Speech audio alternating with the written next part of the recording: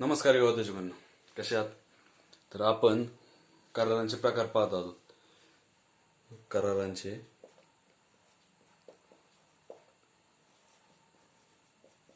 प्रकार, ठीक आहे. तर यामध्ये आपण वैधतेच्या आधारावरती जे कोणते करार आहेत ते पण पाहिलेत. त्यानंतरच्या व्हिडिओमध्ये आपण निर्मितीच्या आधारावर कोणते करार आहेत ते पाहिलेत. आणि आता या करारांच्या प्रकारामध्ये एक शेवटचा मुद्दा राहिला, तो म्हणजे कराराच्या कामगिरीच्या आधारावरती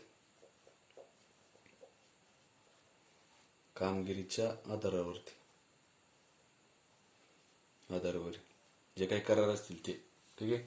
हा एक पहिला मुद्दा पाहिला, हे दुसरा, आणि हा आहे तिसरा, म्हणजे कराराच्या कामगिरीच्या आधारावरील जे काही करार आहेत ते पाहू, ठीक आहे.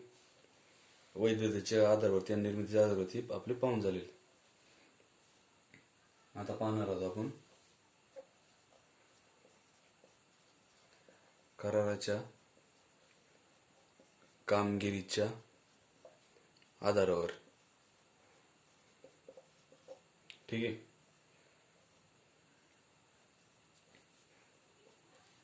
यामध्ये पहिला अंमलात आणलेला करार. अंमलात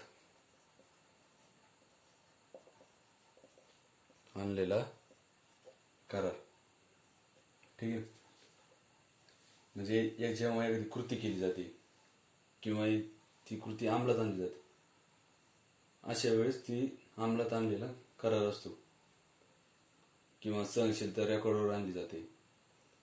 अजून म्हणजे असं आपण एखाद्या वेळेस एक कृती करतो, एखाद्या बागाचा आपण विचार करतो, मग ती कृती करून तेव्हा ती अंमलात आणलं जातं. कोणता पण आपण एखादा करार करतो तो डायरेक्ट आपण करत नाही, त्या विचारात येतात, मग त्याचं काही लेखापट असते, काही अजून प्रोसेस असते, मग ती अंमलात आणली जाते.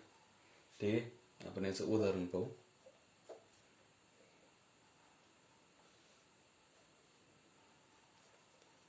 ए हा किराणा विक्रेता आहे, ठीक आहे.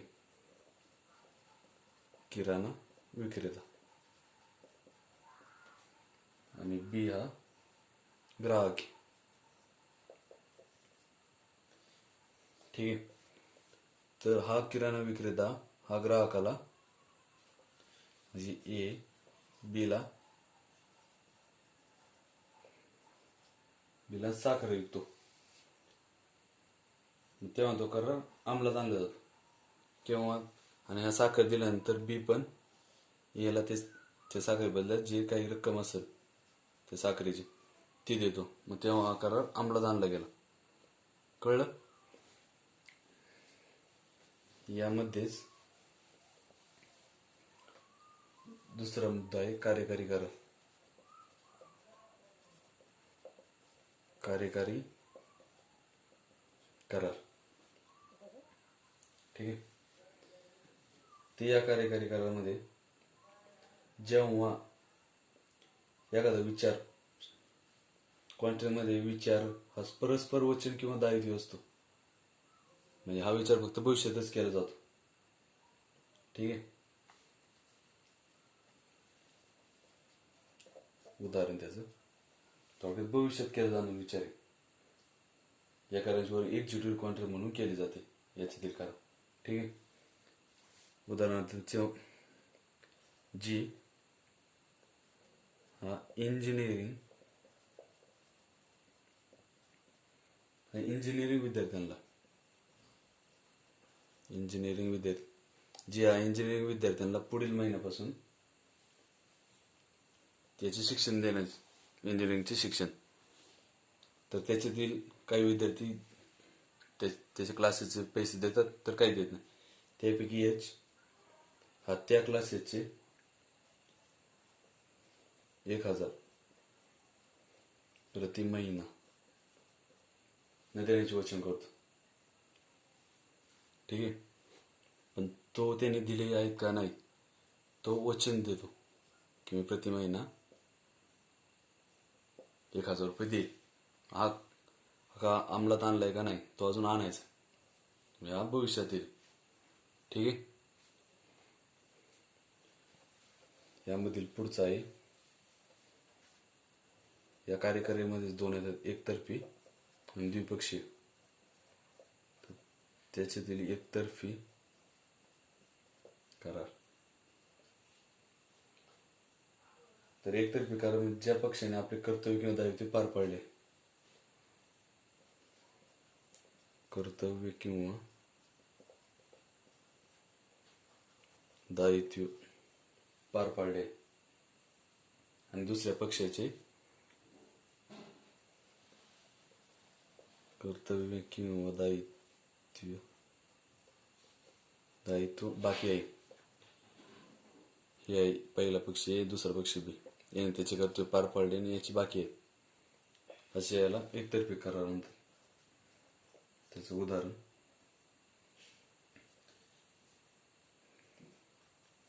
एमचा मुलगा हरवलेला असतो, तर तो एक जाहीर देतो, जो कोणी मुलाला शोधून त्याला मी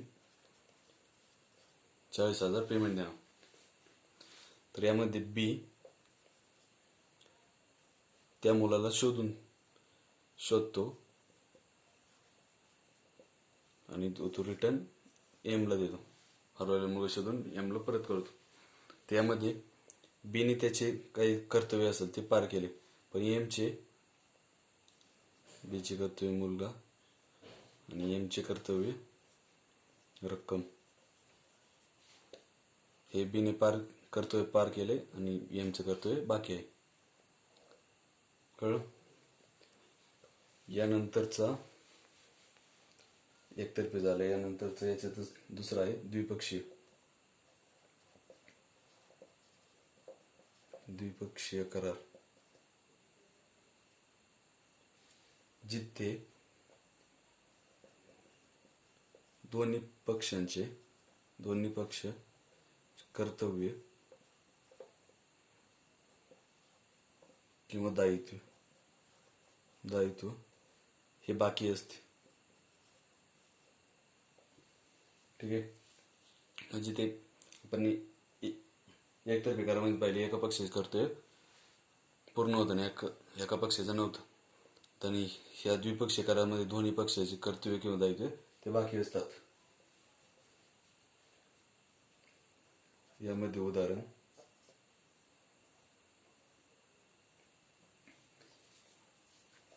एने त्याचा काही जमिनीचा काही भाग असेल, प्लॉट,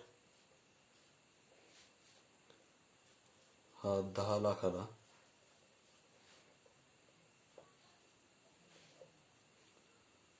बीला देण्याचे वचन दिले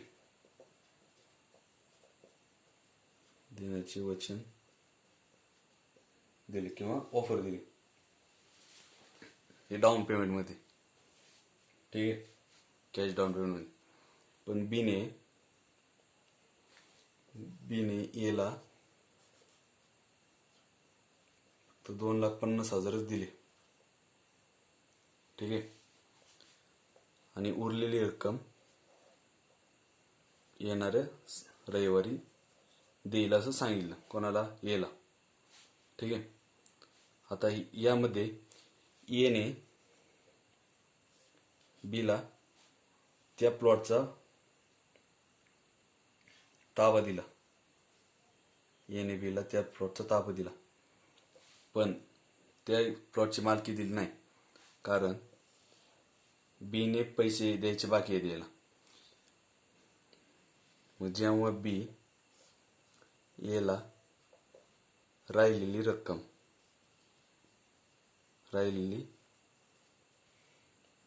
देईल, तेव्हा ए बीला त्या प्लॉटची मालकी देईल. कळलं? म्हणजे यामध्ये एचे पण कर्तव्य बाकी आहे आणि बीचे पण कर्तव्य बाकी. ठीक आहे. मग याचे पण पूर्ण नाही आणि याचे पण पूर्ण नाही. जेव्हा बी राहिलेली रक्कम एला देईल तेव्हा याचे कर्तव्य पूर्ण होईल, आणि जेव्हा बी एला जी रक्कम देईल तेव्हा ए ते बीला त्या प्लॉटची मालकी देईल. ठीक आहे. आपण या करारांच्या प्रकारामध्ये 3 करार पाहिले. त्याच्यातील पहिलं होतं वैधतेच्या आधारावरती,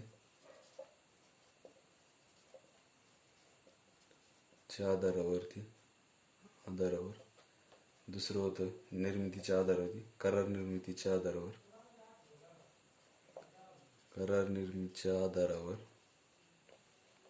आणि त्याच्यात तिसरं होतं कराराच्या कामगिरीच्या आधारावर.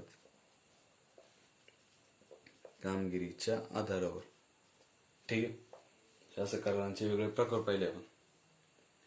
आता आपण यानंतर पुढच्या भागामध्ये पाहणार आहोत जे काही ऑफर असते त्याचे वर्गीकरण.